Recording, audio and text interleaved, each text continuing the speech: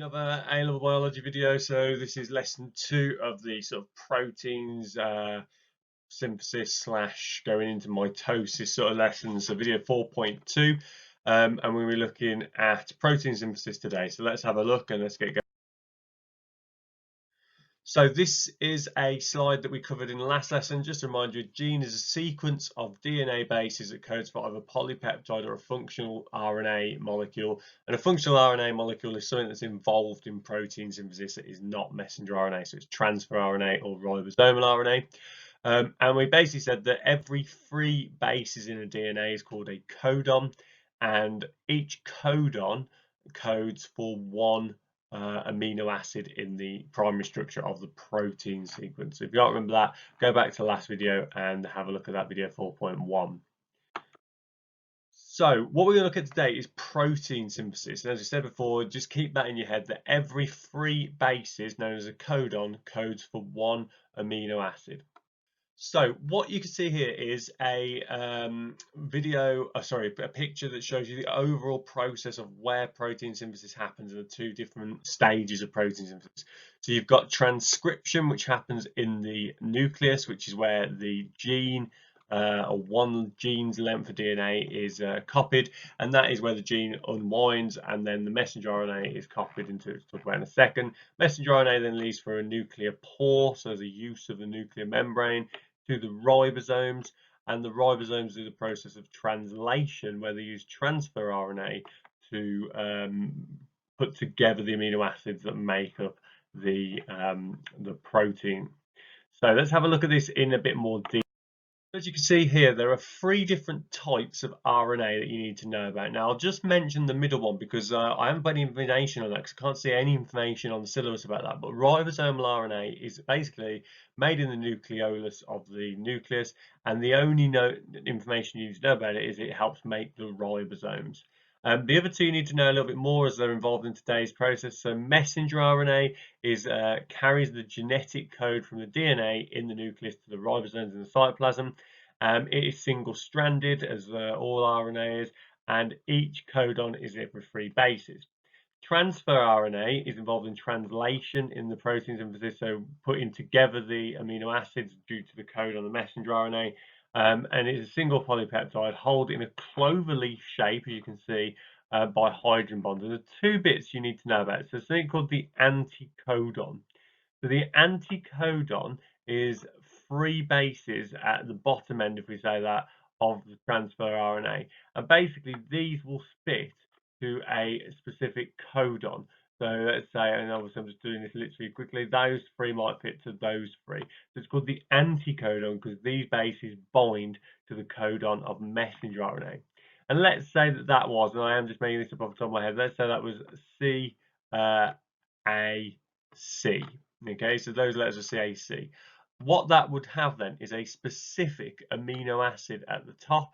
Okay, that would always be the same amino acid. So CAC would always carry that 1 amino acid on the transfer RNA, and that's called an amino acid binding site at the top there.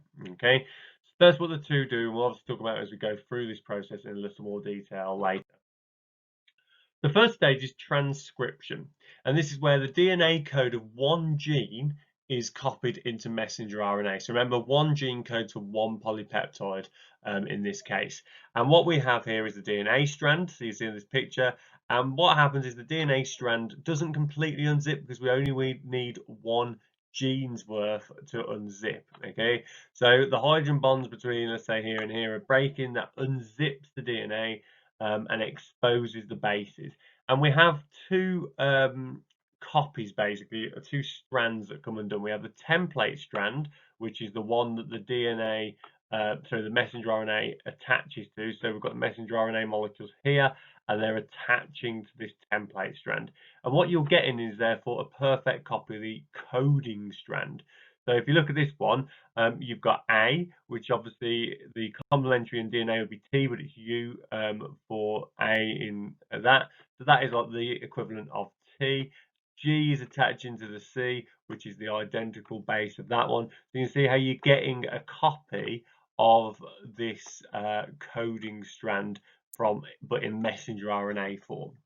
So what happens then? Well, you need to know that the single gene is only the thing copied. So this gene unwinds and the hydrogen bonds are unzipped, exposing the unpaired DNA bases. This then means that free messenger RNA nucleotides, which are made in the nucleolus, can then anneal, which is the proper word for attach. So you need to try and use that word. So they anneal to the exposed bases with hydrogen bonds, making messenger RNA. And then the messenger RNA formed is a copy of the coding strand and is only one gene long. So it's single-stranded and one gene long. So what actually does this join? So once we've actually exposed it, what joins the messenger RNA together? It's something called RNA polymerase, which is the enzyme shown in purple in this diagram. And this joins the RNA ribose sugar phosphate backbone, so phosphodiester bonds of individual nucleotides that make the messenger RNA. Okay, and it is also worth noticing that tRNA and RNA are made a similar way, but they are used in protein synthesis, so we're going to talk about those separately. Okay, so what else happens then? Well, the messenger RNA needs to then move down the DNA strand, attaching the messenger RNA molecule nucleotides to it, using hydrogen bonds to reattach the DNA together once it has passed. And then they eventually hit a stop signal where the RNA polymerase pops off. And the stop signal will be a certain codon of bases that tells it that's the end of the gene. Now, one thing that we've talked about last time, which is just worth mentioning here, is that not all of the bases will actually code for a protein or an amino acid, sorry. So there are things called introns and exons. Exons are the bits that code for the amino acids. So we want the blue bits in this diagram, they code amino acids, but the red exons we don't need. So there is a process called splicing, which you don't need to know detail of, obviously controlled by enzymes called endonucleases. And basically what happens is those restriction endonucleases cut out the red bits, okay, and therefore spit together the blue coding exon regions, and that is called splicing. So by the time you go from what we call primary RNA, which you don't really need to know much about, the proper messenger RNA, then that is it has been spliced and you've only got the amino acid coding codons in there. So that's really obviously quite important. So again, just to mention it again, so just as here, non-coding DNA introns are transcribed but not need to be coded for the protein. So the whole gene is transcribed in something called pre-messenger RNA, and then it is edited, which is a process of splicing, removing those introns out of there, which we don't want. Okay, then we go on to the process of translation. So this occurs at the ribosomes, and they will move to the ribosomes using cytoskeleton, which is sort of a membrane internal in the cell. And this is where translation is where we use the code on the messenger RNA to work out the order of the sequence of amino acids. And we use transfer RNA. So let's have a look at this. So what happens is the messenger RNA leaves the nucleus via the nuclear pores, don't forget, because they're small enough to get through, and it attaches to the ribosomes. It attaches to what's called the ribosomal groove, hence the picture of Darth Vader in the dark side of the groove at the start of this PowerPoint. And the ribosomes then move along the bases on the messenger RNA, sort of reading the bases. And what it will do is it will attach transfer RNA molecules. So you can see on the diagram, we've got A here, really nicely simplified, just A's. That one will obviously, the ribosome will attach a transfer RNA molecule with UUU as the anticodon. So the anticodon and the codon are complementary. Now, UUU will always, therefore, bring in the amino acid lysine with it, okay? Then the ribosome moves along and it will read GUG, which will always bring in a transfer RNA with CAC on it, and CAC will always have on the transfer RNA valine attached to it. Okay, so if we read back from the start again, it's the messenger RNA leaves the nucleus attached to the ribosome moves along messenger RNA, reading it. It attaches to the transfer RNA, which brings in a specific amino acid. Peptide bonds then form between the amino acids. So this valine and this lysine will then attach via a peptide bond due to a hydrolysis reaction. And the polypeptide is eventually then, once it's made, released from the ribosome. and something called a chaperone protein then shapes it to something called a transformational shape change, and it changes the shape of the protein making it. So it looks really complicated. The key word, I think, is this bit here, this specific amino acid. So just go through it again. Number one, the messenger RNA leaves the nucleus attached to the ribosome in the ribosomal groove. Number two, the ribosomal runs along the messenger RNA and reads it. It then attaches the transfer RNA, and obviously the anticodon and the codon must be complementary, and that brings in a specific amino acid. As it moves along, peptide bonds form between the amino acids, making a polypeptide chain. That is then released from the ribosome, and then a chaperone protein shapes the polypeptide into the protein as needed. And here's a couple of different versions of it just to show you. So translation obviously only occurs at the ribosomes to make polypeptides using messenger RNA and decide the order of amino acid. But just again here, we've got this example just to show you.